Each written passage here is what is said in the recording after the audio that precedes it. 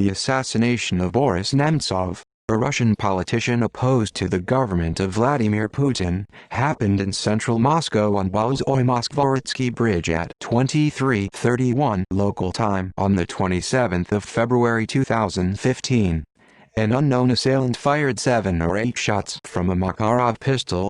4 of them hit Boris Nemtsov in the head, heart, liver and stomach, killing him almost instantly.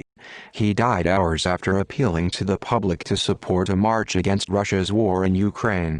Nemtsov's Ukrainian partner Anna Dvoritsky survived the attack as its sole eyewitness. The assassination was met with worldwide condemnation and concern for the situation of the Russian opposition. Russian authorities also condemned the murder and vowed to conduct a thorough investigation. On the 8th of March 2015, Russian authorities charged Anzur Gubashev and Zohar Dudayev, both originating from the Northern Caucasus, with involvement in the crime. According to Russian authorities, Dudayev confessed to involvement in the murder. However, he later retracted his statement, as extracted by torture. 3 more suspects were arrested around the same time and, according to Russian media, another suspect blew himself up in Grozny when Russian police forces surrounded his apartment block. Events: Nemtsov was shot and killed crossing the Bolshoi-Moskvoritsky Bridge near the Kremlin, walking home after a meal out, in the company of Anna Dvoritsky. Russian: Cyrillic capital letter E, Cyrillic small letter En, Cyrillic small letter En, Cyrillic small letter E, Cyrillic capital letter T, Cyrillic small letter U, Cyrillic small letter ER, Cyrillic small letter I, Cyrillic small letter C, Cyrillic small letter K, Cyrillic small letter E, Cyrillic small letter Y. A 23-year-old Ukrainian model who had been his girlfriend for 2.5 years. She witnessed Nemtsov's killing, but was not physically harmed herself. TV Center's video of the bridge at the time of the murder shows that it occurred as a municipal utility vehicle was passing by Nemtsov and a person is seen escaping from the scene in a white or gray automobile. According to the Russian newspaper Kommersant, at the time of the murder all the security cameras in the area were switched off for maintenance. The only video of the incident was obtained from the video feed camera of TV Center studio, from a long distance. At the time of the killing, the camera was blocked by a stopped municipal vehicle. The killing happened the day before Nemtsov was due to lead the opposition march. Vesna, Russian: Cyrillic small letter V, Cyrillic small letter I, Cyrillic small letter S, Cyrillic small letter En, Cyrillic small letter E. Lit. Spring: a street demonstration organized to protest against economic conditions in Russia and against the war in Ukraine. The killer was apparently waiting for Nemtsov on a side stairway leading to the bridge. At least 6 shots were fired, 4 of which hit Nemtsov. 1 wound was fatal. According to Kommersant sources, the killer used either a standard Makarov pistol or an IZH gas pistol modified for use with lethal ammunition. According to a witness, a young man named Victor M., who followed Nemtsov, the killer was a man of 175 centimeters, 5 feet 7 and 5 feet 9 in height, short haircut, medium build, dressed in jeans and a brown sweater. Investigation: Russian President Vladimir Putin instructed the Investigative Committee, Ministry of Internal Affairs, and the Federal Security Service to create a single team to investigate the assassination of Nemtsov. The investigation team is headed by Igor Krasnov, who had previously investigated an attempt on the life of Anatoly Chaubaya and the murders of Stanislav Markelov and Anastasia Baburova. The team is supervised by the head of the investigative committee in Moscow, General Alexander Drymanov. Drymanov has also supervised the investigation against Nadezhda Savchenko, the second trial against Mikhail Khodorkovsky and Platon Lebedev, as well as the charges of genocide during the Russo-Georgian War against Georgian military. During the night following the assassination, Nemtsov's apartment on Malaya Ordinka Street was searched and all documents and materials related to his business and political activities were confiscated. Opposition media raised concerns this was done to retrieve a draft of report on Russian involvement in the war in Donbass announced by Nemtsov shortly before his death. Partial information on the report's contents were later revealed by Nemtsov's friends. On the 28th of February, a white Lada Priora car, possibly belonging to the assassin, was found abandoned. Russian state media reported that the car had a number plate originating in the Republic of Ingushetia, although initial witnesses had stated that the white car involved in the shooting did not have any license plates. An underwater search in the Moscow River to retrieve the weapon, presumably discarded by the killer after the assassination, gave no result. A cash reward of 3 million rubles, 43,000 euros, is being offered for any information leading to the arrest and conviction of the killer. Turytska, having testified before the investigative team, returned to Ukraine on the 2nd of March. Because of reported threats to her life, the Prosecutor General of Ukraine Viktor Shokin provided Turytska with state protection. By the 3rd of March, the official investigation concluded that Nemtsov had been tracked from 11 a.m. when he met Turytska in Sheremetyevo Airport. Nemtsov had been followed by 3 alternating cars en route from the airport to the city. On 23/22, the group of killers was ordered to move to the assigned spot, when Nemtsov and Turytska left the GUM Cafe. On 23/29, the car with the assailant turned around under Boris Bridge and approached the stairs leading to the bridge. On 23:30, the assailant walked upstairs onto the bridge and moved towards Nemtsov and Turytska.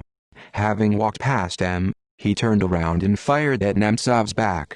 After the assailant got into the car, it moved from the bridge to Bolotnaya Street, then to Bolshoi Kameny Bridge, Makovaya Street and Verskaya Street towards Okhotny Ride, and then turned to Bolshaya Dmitrovka before disappearing in local traffic. The car in which the assailant had escaped was later found and identified as Gray Chance. On the 10th of March, Moskovsky Komsomolets published alleged CCTV photos of the suspect's vehicle, suggesting that they were following Nemtsov since September 2014, long before the Charlie Hebdo shooting. Suspects. On the 7th of March 2015, the head of the Federal Security Service Alexander Bortnikov announced the arrest of 2 suspects, Anzur Gubashev and Zayar Dadayev, both originating from the Northern Caucasus. According to Russian media, Zayar Dadayev had served in the Sever battalion of the Kadyrovtsi, while Anzur Gubashev had worked as a security guard for a Moscow hypermarket. According to other sources, he is an employee of a private security firm. Both are from Ingushetia but for many years had been living outside the North Caucasus Republic. They are related. They were formally charged on the 8th of March. Dadayev confessed to the crime. Gubashev denies any involvement. 3 other persons were also detained as suspects, but not charged. All of them claimed they were innocent. According to Russian media, another man blew himself up with a hand grenade in Grozny when police came to arrest him. Zayar Dadayev, a former second-in-command to the leader of Battalion Sever, Alibek Dolimkhanov, the brother of Adam Dolimkhanov and cousin of Ramzan Kadyrov, confessed that he had decided to kill Nemtsov because of his criticism of Islam and President of the Chechen Republic Ramzan Kadyrov. According to Russian media, Dadayev apparently stated in his confession that his immediate manager during preparation of the murder was someone named Ruslik, who provided him with 5 million rubles, a ZAZ Chance car, and a gun. Investigators suspect that Ruslik is Ruslan Jeremev, the head of a Battalion Sever unit Zayar Dadayev served in, a subordinate of Alibek Dolimkhanov and the nephew of Suleiman Jeremev, a member of Federation Council of Russia. After the murder, Ruslan Jeremev was under protection in the Chechen Republic and later probably left Russia for United Arab Emirates or Turkey. In the end of April, Ruslan Garimov was officially assigned to status of a suspect. Commenting on the events, President of the Chechen Republic Ramzan Kadyrov said that he knew Dudayev as one of the bravest warriors who had fought in the Russian Chechen Kadyrovtsi Regiment since its creation. Dudayev had been awarded the Order of Courage, the Medal for Courage, and further awards by the Chechen Republic. According to Kadyrov, Dudayev was deeply religious and greatly offended by Charlie Hebdo's publishing of the Muhammad cartoons and Nemtsov's support for the French cartoonists. However, the Kadyrovtsi were a secular unit fighting against radical Islamists, and according to Dudayev's mother, her son had never mentioned Charlie Hebdo. Dudayev's mother also stated that her son was not a strong believer in Islam, and had in fact fought against Islamists, Wahhabis, previously. Russia's opposition figures have called the theory that the murder was motivated by offense against Islam and the official line of inquiry by the Kremlin more than absurd. Russian media reported that Dudayev retracted his confession, explaining that he only confessed to avoid what happened to Shavinov, another suspect who, according to the official version, blew himself up with a grenade during arrest attempt. A member of the Kremlin's Advisory Council on Human Rights, after visiting the suspects, said that Dudayev as well as the two other suspects, Anzor and Shagid Gubashev, most likely had been tortured while in detention. Ironically, just before his murder, Nemtsov had stated, "The contract between Kadyrov and Putin, money in exchange for loyalty, is coming to an end. Where will Mr. Kadyrov's 20,000 men go? What will they demand? How will they act? When will they come to Moscow?" In late June 2017, 5 Chechen men were found guilty by a jury in a court at Moscow for agreeing to kill Nemtsov in exchange for 15 million rubles, $253,000. Neither the identity nor whereabouts of the person who hired them is known. In July 2017, Zaur Dudayev was sentenced to 20 years imprisonment by a Russian court, while the other perpetrators were handed between 11 and 19 years each. Criticism of the official investigation. At the end of October 2017, journalist David Satter published an article in National Review about an unofficial public investigation of the assassination. The investigation was led by Igor Mirzin, a St. Petersburg lawyer who specializes in auto accidents and the interpretation of videotape. Mirzin's investigation makes claims of official trial as being a cover-up, with real murderers never being under investigation. In June 2019, Parliamentary Assembly of the Council of Europe (PACE) has called on the Russian authorities to reopen and continue the investigation, listing a number of what was called serious concerns over its independence and effectiveness, and approved a report on the matter by Emanuelis Zingeris. PACE criticized the official version of the murder as based on a severely flawed investigation and trial and inconsistent with the available evidence on numerous fundamental points. According to its unanimously approved resolution, alternative versions that Russian authorities have refused to explore are far more consistent with the available evidence. The Assembly invited states that have adopted Magnitsky laws to consider sanctions against those responsible for what it called an investigation failure. Reactions. UN member and observer states Russian Federation. The President, Vladimir Putin, sent a telegram addressed to Dina Yakovlevna Aidman, mother of Boris Nemtsov, expressing his condolences and adding, "We will do everything to ensure that the perpetrators of this vile and cynical crime and those who stand behind them are properly punished." Prime Minister Dmitry Medvedev expressed his condolences to the families. Foreign Minister Sergei Lavrov said the murder was a filthy crime and it would be investigated with utmost vigor. Head of the Chechen Republic, Ramzan Kadyrov accused Western agencies, saying, "Boris Nemtsov was killed in the center of Moscow. Only those forces interested in fomenting tensions could take such a treacherous step."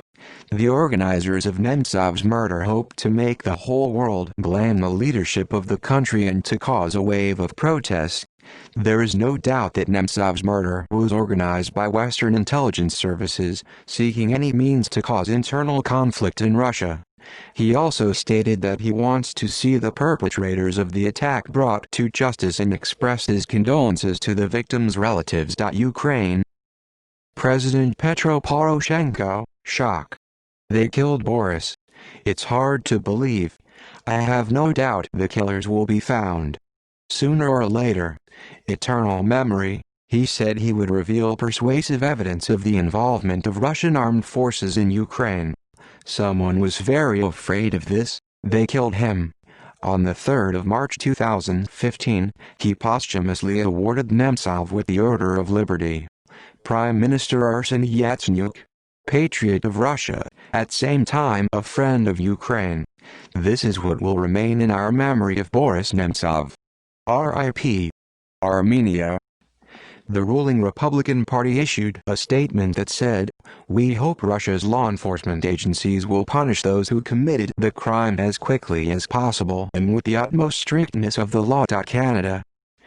Prime Minister Stephen Harper stated that he was shocked and saddened and called the murder a shameful act of violence. Estonia. President Tomas Hendrik Ilves expressed his condolences over the death of a personal friend and a friend of Estonia, who was a great Democrat and a courageous fighter for freedom. Finland.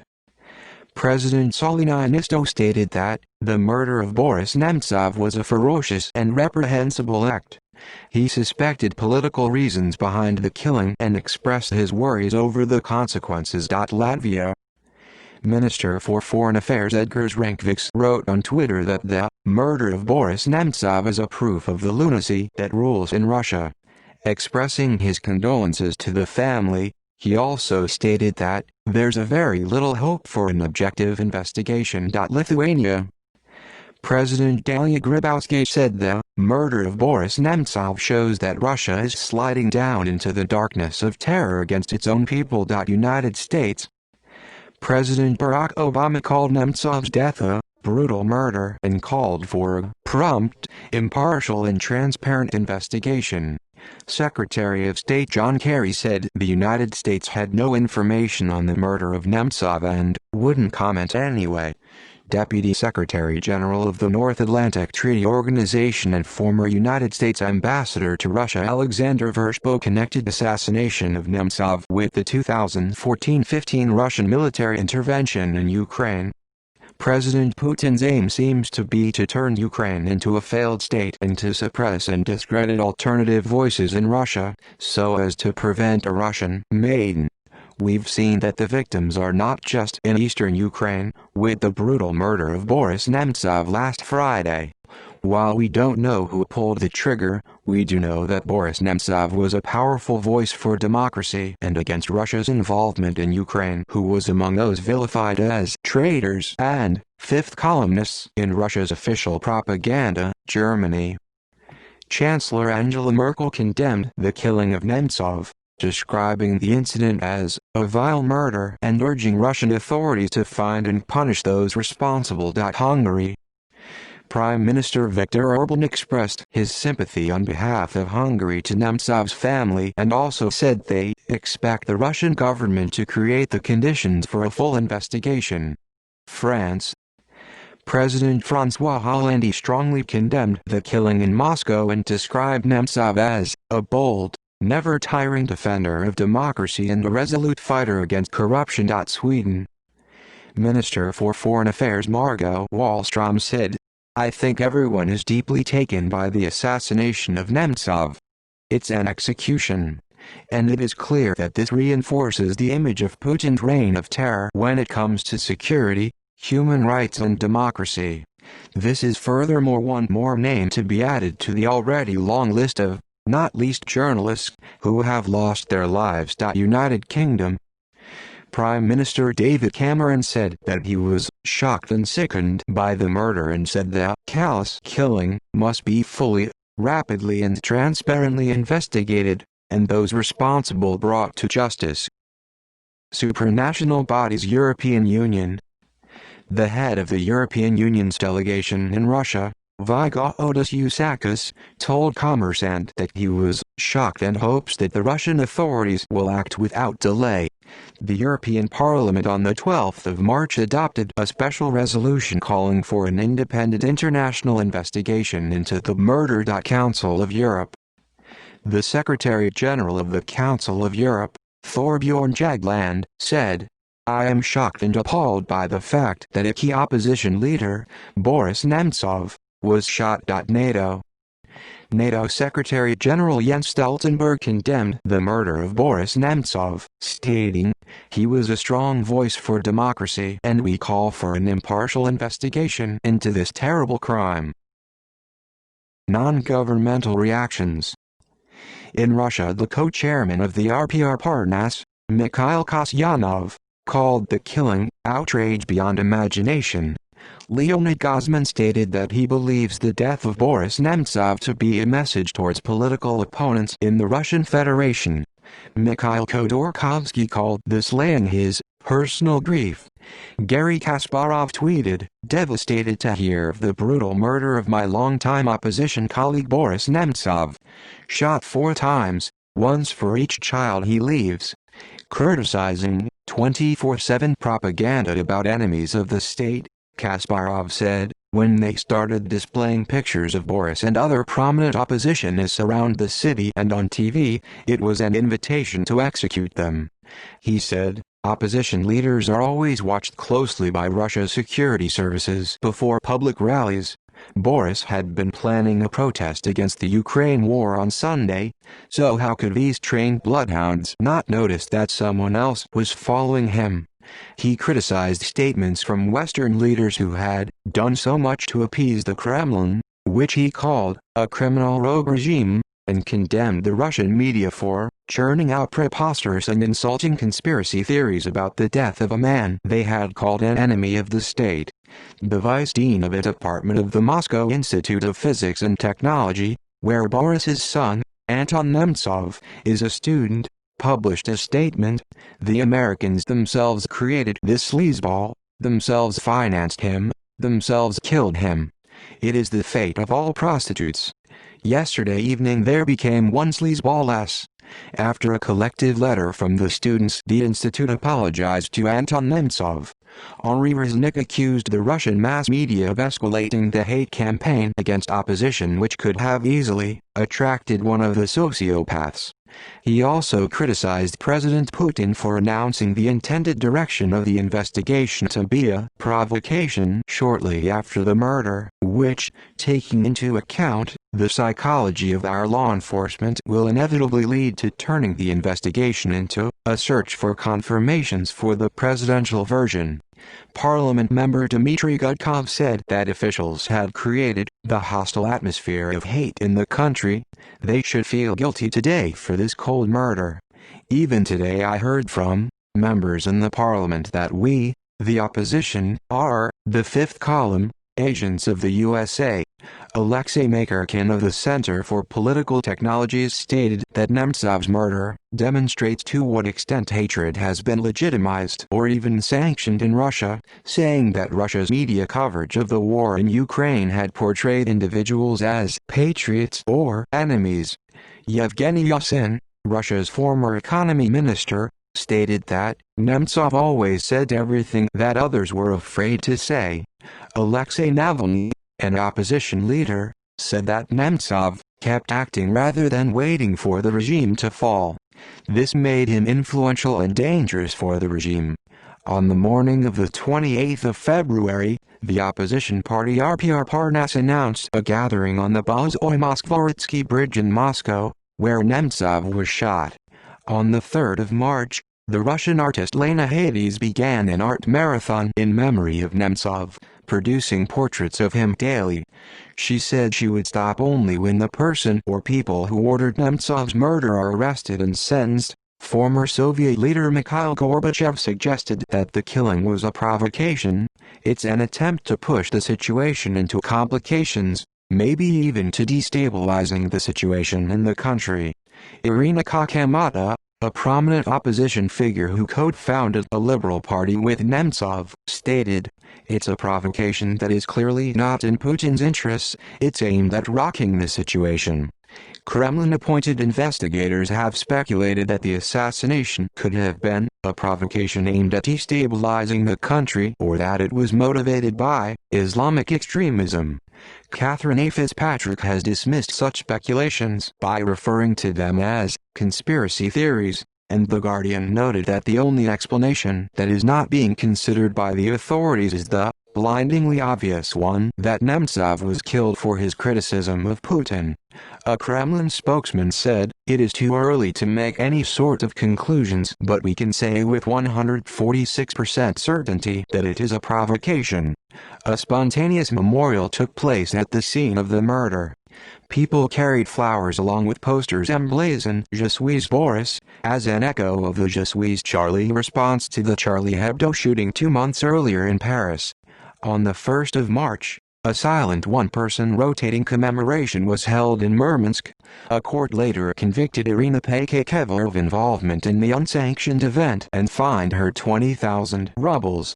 In August 2017, an activist guarding a Nemtsov memorial, Ivan Skripnichenko, was killed by a Putin supporter. Mourners have held an around-the-clock vigil for late Nemtsov, which into its 4th year, as of 2018. Outside Russia and Armenia, a parliamentary opposition party, the Armenian National Congress, released a statement condemning the murder. The independent opposition MP Nikol Pashinyan offered condolences to Nemtsov's family and stated that his murder is a major challenge for Russia to overcome. The Speaker of the Polish Senate, Bogdan Boris, said that Nemtsov fell victim to a chauvinistic campaign against people who do not agree with imperialistic policies and aggression against a neighboring country. Media reactions. Leonid Bershitsky of the Bloomberg View stated that, in recent months, Putin's propaganda machine has been vigorously inciting Russians against the Fifth Column, those who protested against the annexation of Crimea and the Kremlin-instigated war in eastern Ukraine. Nemtsov was on every list of traitors published on the internet and aired on state TV. In the Daily Telegraph, Ben Judah wrote that the Kremlin either ordered or allowed Nemtsov's murder to happen, saying that nothing Boris Nemtsov did was not bugged, tailed, filmed or monitored by the secret police. It is quite simply impossible that this man could have been shot dead without the Kremlin knowing there was a plot afoot to kill him. Some saw parallels with the murder of Sergei Kirov in 1934. Brian Whitmore, writing for Radio Free Europe, stated that the murder indicated the development of a hybrid Great Terror campaign against Putin's opposition. The BBC referred to an interview Nemtsov gave on the 10th of February, 17 days before his death, in which Russia's Sobesednik newspaper reported that Nemtsov said that his mother was afraid Russian President Vladimir Putin would kill him. He added that his 86-year-old mother is also afraid for the lives of Mikhail Khodorkovsky and Alexei Navalny. When asked if he himself feared for his life, Nemtsov answered, "Yes, not as strongly as my mother, but still." After the BBC referred to that interview, on the 27th of February 2015, the Sobesednik posted an extended version of the original interview, in which Nemtsov reportedly added, "I am just joking. If I were afraid of Putin, I wouldn't be in this line of work." Memorial March. Boris Nemtsov was an organizer of the anti-crisis and anti-war March Vesna, Spring, planned on the 1st of March 2015. After the murder, the organizers transformed the planned march into a memorial for Nemtsov. The participants marched from Kitaye-Gorod to Bozoy-Moskvoritsky Bridge where Nemtsov was murdered. According to the organizers, more than 50,000 people took part in the march, while Moscow police counted 21,000 participants. Around 50 people were arrested for disobedience to police, including Ukrainian Verkhovna Rada deputy Alexei Honcharенko. According to Honcharенko, He was beaten and deprived of medical and legal help while in detention. Honcharенko was released from prison the next day, but he promised to sue Russian Ministry of Internal Affairs. On the 1st of March, simultaneously with Moscow marches, Nemtsov memorial marches were held in St. Petersburg, finished with a meeting on the Field of Mars, Yekaterinburg, Murmansk, London and Paris. 10,000 to 22,000 people marched in Moscow in memory of Boris Nemtsov on February 29, 2020. 2,000 people marched in St. Petersburg, Novosibirsk, and Vladivostok. Funeral. Nemtsov was buried on the 3rd of March 2015 at the Troyekurovskoye Cemetery in Moscow. Latvian MEP Sandra Kalniete and Speaker of the Polish Senate Bogdan Boris were not allowed to attend the funeral due to travel bans imposed by Russia. The travel bans bar certain EU and Western politicians from visiting Russia for their alleged anti-Russian activities. Russia's sanctions were imposed in response to Western-led sanctions against officials close to the Kremlin for their alleged conduct during the Ukrainian crisis. Kalniete stated that, "Since I have always taken a clear and explicit language on Russia's role in Ukraine, I had suspicions that it could happen." The President of the European Parliament, Martin Schulz, called the ban a high affront. A Russian court decided not to grant the request of Alexei Navalny, a Russian opposition leader jailed for 15 days for distributing flyers, for a temporary release to attend the funeral. Boris Nemtsov Plaza. On the 6th of December 2017, Nemtsov's daughter Zhenya Nemtsova traveled from Germany, accompanied by other family members and Russian dissidents, to urge members of the Council of the District of Columbia, Washington, D.C.'s legislature, to rename a portion of the street in front of the Russian embassy, Boris Nemtsov Plaza, in honor of her father and as a signal to Russian authorities of U.S. disapproval of their policies and of their alleged role in Nemtsov's assassination. Legislation to formally make the change was co-sponsored by Council Chairman Phil Mendelson, who expected the bill to be approved by Council early in 2018.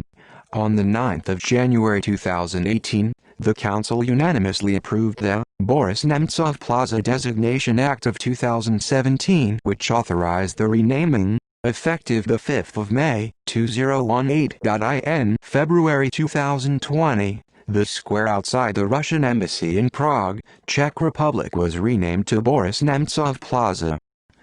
See also Human Rights in Russia, List of assassinations in Europe, paragraph Russia-Soviet Union, list of unsolved murders, politics of Russia, Putin.voina. References